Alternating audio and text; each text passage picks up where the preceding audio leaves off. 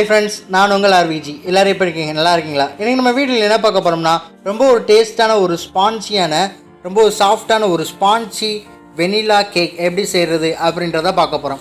வாங்க வீடியோக்குள்ளே போகலாம். வீடியோக்குள்ளே போகிறதுக்கு முன்னாடி இன்னும் நம்ம சேனலை சப்ஸ்கிரைப் பண்ணால் மறக்காமல் சப்ஸ்கிரைப் பண்ணிவிட்டு பக்கத்தில் இருக்க பெல் பண்ணி கிளிக் பண்ணிக்கோங்க. அப்போ தான் நான் போடுற வீடியோ நோட்டிஃபிகேஷன் வந்து உங்களுக்கு உடனே வரும். வாங்க வீடியோக்குள்ளே போகலாம். இன்றைக்கி வந்து கேக் பண்ணுறதுக்காக ஃபஸ்ட்டு என்ன பண்ணிக்கிறேன், ஒரு ஜன்னி வச்சுக்கிறேன். இந்த ஜன்னியில் வந்து ஒரு கப் அளவு வந்து மைதா மாவு சேர்த்துக்கிறேன். அதாவது 250 கப் இருக்கும்ல, அந்த கப் அளவு வந்து மைதா மாவு ஆட் பண்ணிக்கோங்க. ஆட் பண்ணிவிட்டு அதே கப்பில் வந்து மெஷர்மெண்ட் எல்லாமே போட்டிருக்கோம், அதை பார்த்துக்கோங்க. போட்டதுக்கப்புறம் ஒரு டேபிள் ஸ்பூன் அளவு வந்து பேக்கிங் பவுடர் சேர்த்துக்கோங்க. அதாவது நீங்கள் 2 கப் மாவு எடுத்தால் ஒரு ஸ்பூன் தான் பேக்கிங் பவுடர் போடணும். அதே மாதிரி அரை டேபிள் ஸ்பூன் அளவு பேக்கிங் சோடா சேர்த்துக்கோங்க. நான் வந்து இன்றைக்கி ஒரு கப் அளவு மாவு எடுத்துக்கிறேன். அதை வந்து கரெக்டான ரேஷியோவாக பார்த்து போட்டுக்கோங்க. போட்டுட்டு நல்லா மிக்ஸ் பண்ணி விட்டுருங்க.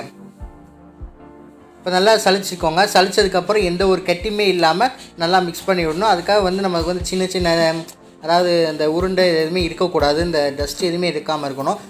திட்டாக மட்டும் இல்லாமல் இருந்தால் நம்மளுக்கு வந்து கேக் வந்து நல்லா ஸ்பாஞ்சியாக நல்லா சாஃப்டாக வரும். இப்போ வந்து நான் வந்து நல்லா மிக்ஸ் பண்ணி எடுத்துக்கிறேன்.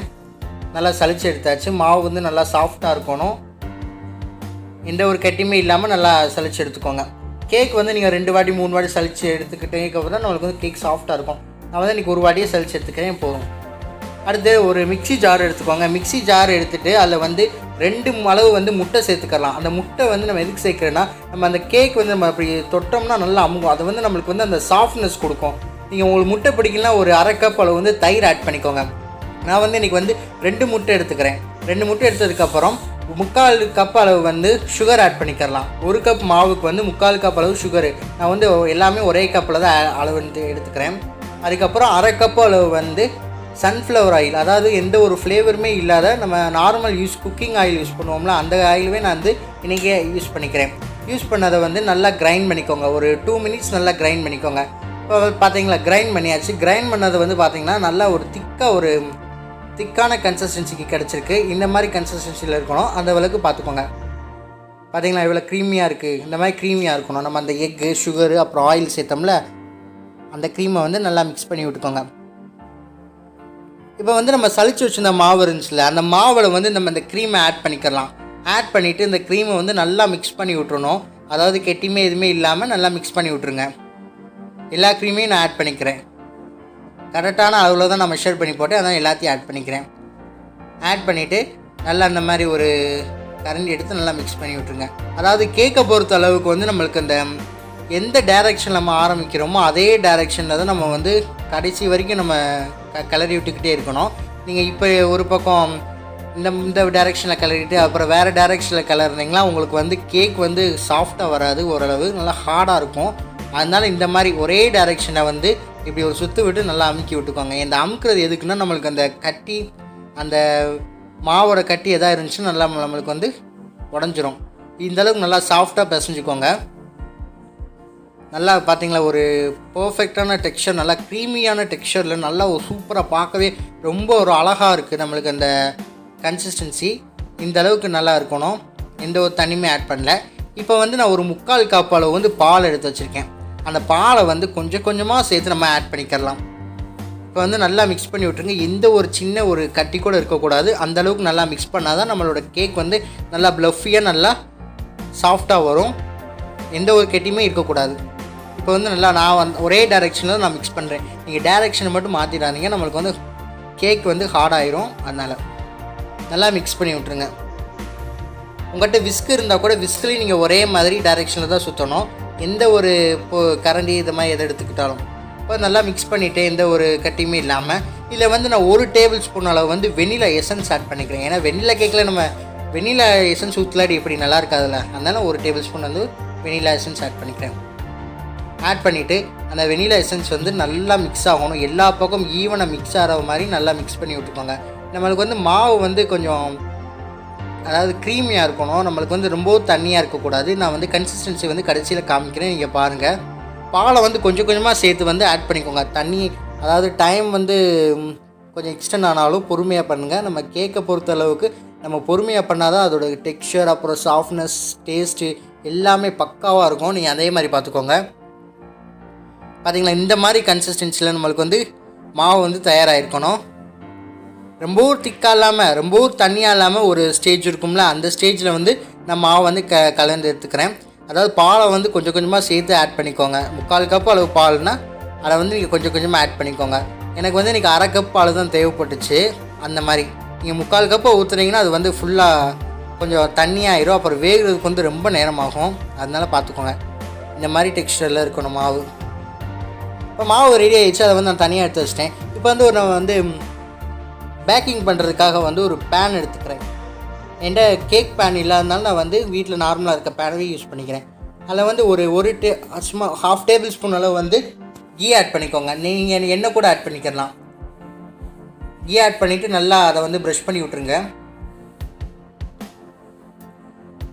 கேக்கை பொறுத்த அளவுக்கு வந்து நம்மளுக்கு வந்து மெஷர்மெண்ட்டு தான் ரொம்ப முக்கியம். அதே மாதிரி கேக் வந்து நீங்கள் மெஷர்மெண்ட் இல்லாமல் மெஷர்மெண்ட் கப் வந்து கடையில் வந்து டிபார்ட்மெண்ட் ஸ்டோரில் நிறையா கிடைக்கும். அதை வந்து நீங்கள் வாங்கி யூஸ் பண்ணிக்கலாம். நான் வந்து பட்டர் ஷீட் போட்டுக்கிறேன். எங்கள்கிட்ட பட்டர் ஷீட் அப்படி இல்லைன்னா கோதுமை மாவு, மைதா மாவு எது மாவு இருந்துச்சுன்னா நீங்கள் வந்து தூவி விட்டு நல்லா எல்லா பக்கமும் அப்ளை பண்ணிக்கோங்க. நான் வந்து இன்றைக்கி பட்டர் ஷீட் வந்து யூஸ் பண்ணிக்கிறேன். யூஸ் பண்ணிவிட்டு அது மேலே வந்து அதே ப்ரஷ்ஷில் கொஞ்சம் நெய் எடுக்கும்னா அதை வந்து நல்லா எல்லா பக்கமும் நல்லா ப்ரஷ் பண்ணி விட்ருங்க. ப்ரஷ் பண்ணி வச்சுட்டு இதை அப்படியே வச்சிடலாம். வச்சு அடுத்தது வந்து நம்ம வந்து மாவு எடுத்துக்கலாம். அந்த மாவு வச்சுருந்தோம்ல அதை வந்து ஊற்றிக்கலாம். பார்த்தீங்களா, இந்த மாதிரி கன்சிஸ்டன்சியில் நம்ம வந்து கேக் இருக்கணும். அந்த மாதிரி பார்த்து எடுத்துக்கோங்க. ரொம்ப ஒரு சூப்பராக ஒரு க்ரீமியாக எந்த ஒரு கெட்டியுமே இல்லாமல் நம்ம வந்து மாவை வந்து கரைச்சி எடுத்து இதில் நம்ம வந்து ஆட் பண்ணணும். கெட்டி இருக்கக்கூடாது. கெட்டி இருந்தால் நம்மளுக்கு வந்து கேக் வந்து அவ்வளோ பர்ஃபெக்டாக நம்மளுக்கு வந்து டெக்ஸ்சரில் வராது. பார்த்துக்கோங்க. எல்லா மாவையும் நான் வந்து ஆட் பண்ணிக்கிறேன். நீங்கள் வந்து கொஞ்சம் அகலமான பாத்திரத்தை எடுத்துக்கோங்க. ஏன்னா இதுவே எனக்கு வந்து நல்லா ப்ளஃபியாக வந்துருச்சு.